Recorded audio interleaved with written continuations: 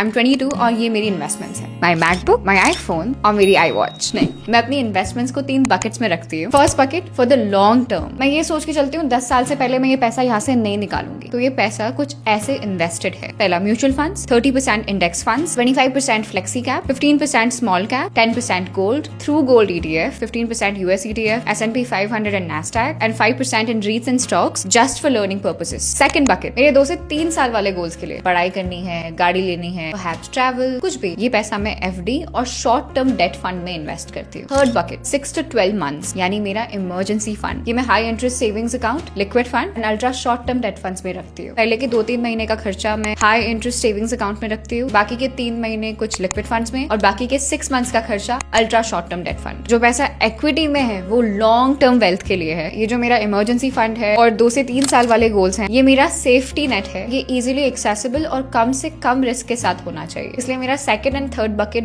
बहुत इंपॉर्टेंट है। लास्टली सबसे बड़ी इन्वेस्टमेंट मैं खुद, क्योंकि कंपाउंडिंग मैजिक है, but it will favour those who have a bigger investment base. यानी हमें ज्यादा कमाने में फोकस करना चाहिए। ज्यादा कमाएंगे तो ज्यादा इन्वेस्ट कर पाएंगे, और वो कैसे होगा? जब हम खुद को बेहतर बनाएंगे।